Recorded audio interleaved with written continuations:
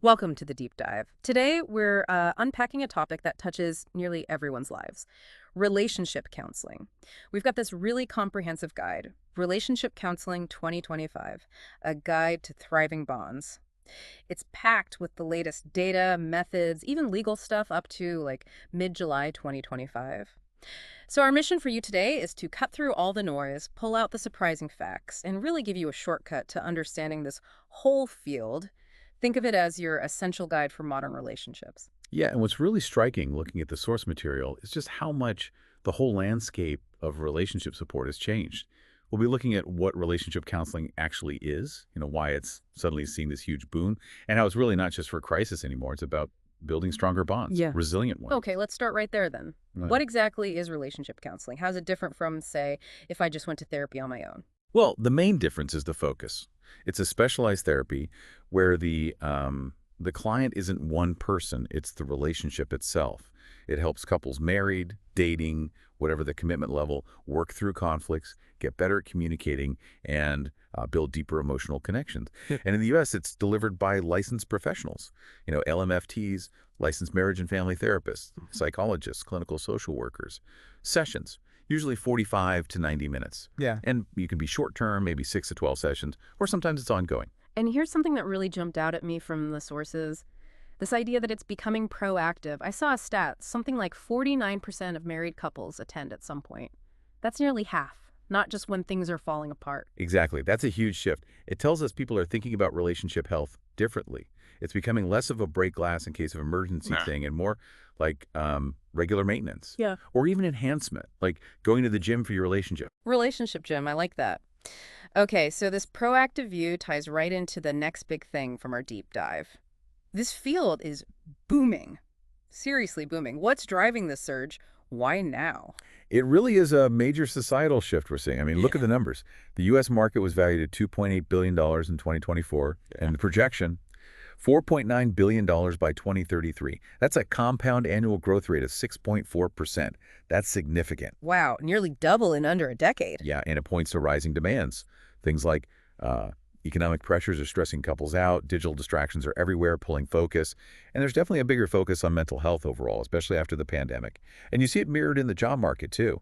Jobs for LMFTs are set to grow 16% between 2023 and 2033. That's like 7,500 openings every year. Yeah. And family therapy appointments, specifically, up 50% year over year since 2023. 50% year over year, that's massive. It is. It signals a real move towards getting help earlier, not waiting for things to completely unravel.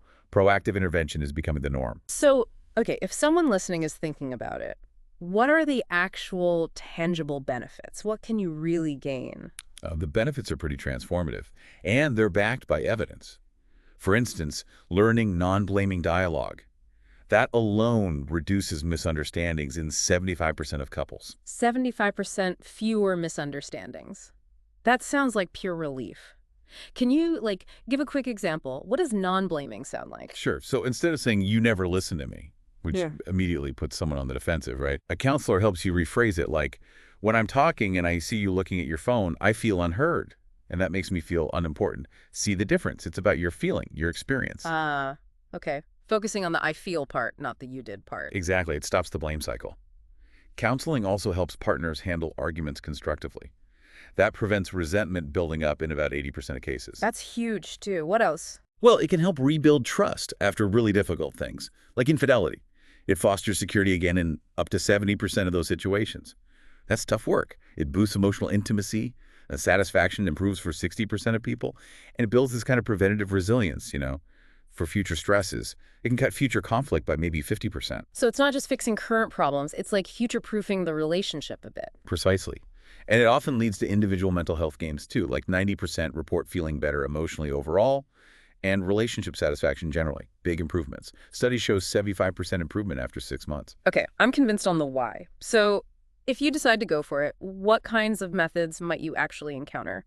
What are the main approaches in 2025? Right, so in 2025, the approaches tend to blend traditional stuff with newer techniques. Two big ones really stand out for their effectiveness: emotionally focused therapy, or EFT, and the Gottman method. EFT has really high success rates like 90% improvement, 70-75% long-term success. It focuses a lot on attachment bonds, creating emotional safety. Then there's the Gottman method. It's famous for identifying the four horsemen that predict relationship breakdown. It's got about 90% accuracy in predicting divorce and a 70–80% success rate in helping couples. Okay, wait, 4 horsemen. That sounds pretty dramatic. What are they? Yeah, the name is intense, but it's fitting. There's specific negative communication patterns. Criticism, contempt, which is a really corrosive one, defensiveness, and stonewalling, which is like shutting down completely. Yeah.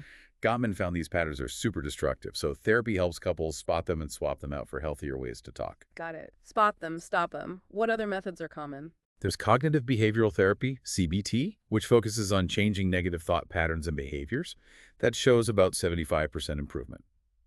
Imago relationship therapy looks at how childhood experiences influence current dynamics, 60–70% success there.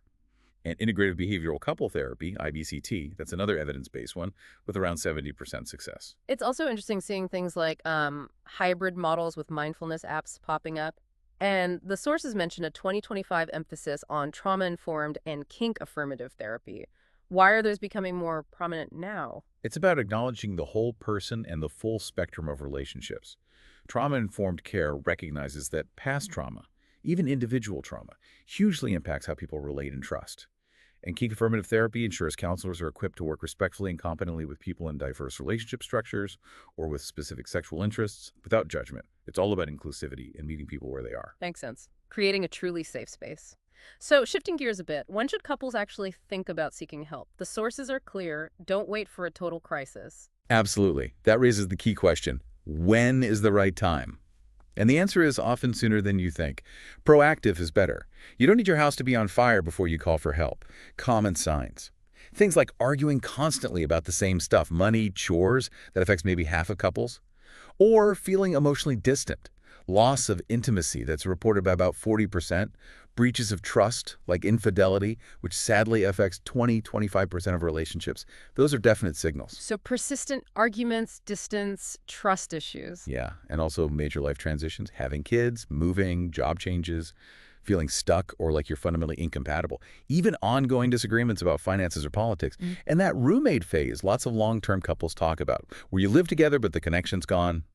That's another sign. With, 41% of first marriages ending in divorce, getting help early can really make a difference. Okay, let's get practical. If someone's listening and thinking, all right, maybe this is for us, how do they actually find a licensed counselor? And what's it like in those first few sessions? Good question. Finding the right fit is important. You can start with reputable directories. The AMFT Therapist Locator is great, over 15,000 LMFTs listed, and it has 2025 updates on cultural competence. Psychology Today is another popular one, or the Gottman Referral Network if you're interested in that specific method. And when you find potential names? Definitely check their license with your state board. That's crucial. And don't be shy about asking questions up front. Ask about their approach, if they take your insurance, their experience with issues relevant to you, like diversity or specific problems. Okay, so you find someone, you book the first session. What happens then? What should you expect? Is it awkward? It can feel a bit awkward at first, sure. But the first sessions are mostly about assessment. The therapist needs to understand your relationship history, your strengths, the challenges you're facing, and what you hope to achieve. Your goals. They'll likely set some ground rules for the sessions, just to keep communication respectful.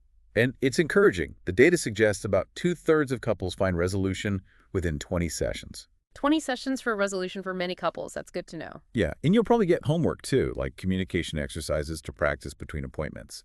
And these days, virtual check-ins are super common. Telehealth saw a 50% year-over-year jump. Right. Telehealth. Convenience is huge. How do the online options stack up against seeing someone in person? And the big question, what about the cost? Online platforms are definitely a major force now. That 50% year-over-year increase says a lot. They offer huge convenience, flexibility, and they operate under IPI, so privacy is protected. Some top options for 2025 include Regain, usually around $65 to $100 a week. Talkspace has various plans, maybe $69 a week up to $436 a month. Our Ritual is about $120 a month. Growing Self charges per session, $105 to $170. So online can be quite accessible. When might in-person be better? Sometimes for more complex issues, or if there are safety concerns, or simply if a couple prefers that face-to-face dynamic, in-person might be a better fit. Cost-wise, the national average for a session is somewhere between $100 and $250. Online can often be cheaper, maybe starting around $40 up to $275 depending on the platform and plan. And insurance. Does it ever cover couples counseling? Sometimes. It usually depends if one partner has a diagnosable mental health condition that the therapy is addressing. Mhm. It's always worth checking your specific plan. And a big change for 2025 is that LMFTs will be able to bill Medicare, which opens up access significantly for older adults. Mm. Plus, always look into sliding scale fees, employee assistance programs, EAPs through work, or local nonprofits. There are often ways to make it more affordable. Good tips. Okay, we've covered access, cost, but privacy is paramount, right? Especially when you're sharing intimate details. What are the legal protections, HIPAA, and all that? Absolutely critical. Trust is foundational. All counseling has to comply with HIPAA, the Health Insurance Portability and Accountability Act, which protects your health information. There are actually new updates enhancing this. A security rule proposal from early 2025 focuses on tighter data protection, like multi-factor authentication and encryption compliance, likely needed by 2026. And perhaps even more significantly, a privacy rule update effective June 2025 specifically prohibits disclosing reproductive health information for investigations. That's a major protection. So, stronger data security and specific protection for sensitive health info. Exactly. And beyond the law, professional codes of ethics like the AAMFTs mandate things like non-discrimination and competence. They even have 2025 statements addressing unethical practices related to gender identity. And remember, informed consent is mandatory. Both partners have to agree, understanding the risks, benefits, and the limits of confidentiality, like mandated reporting if there's risk of harm. You're protected legally and ethically. That's really reassuring to know. Okay, All right. wow, we have covered a ton of ground today, from the sheer market growth to the specific therapy methods and those vital legal safeguards. It seems clear that relationship counseling in 2025 is, well, more accessible, more diverse, and honestly more effective than it's ever been. Absolutely. And I think the most fascinating thing, the real takeaway here, is that shift in perception we talked about. It's moving away from being just this last-ditch effort when everything's falling apart. It's becoming a proactive tool, something you use to build stronger, happier relationships. I mean, some studies show premarital counseling can cut the divorce rate for first marriages by 30%. That's huge. It's an investment. An investment. I like framing it that way. So, what does this all mean for you listening right now? Maybe it's time to rethink how you view relationship health. Instead of just waiting for problems, what if taking care of your relationship through support like counseling was seen as just normal maintenance? An ongoing investment in connection and resilience. Like we invest in our physical health with the gym or our financial health with planning. What if relationship health got that same consistent attention? It's definitely something to think about.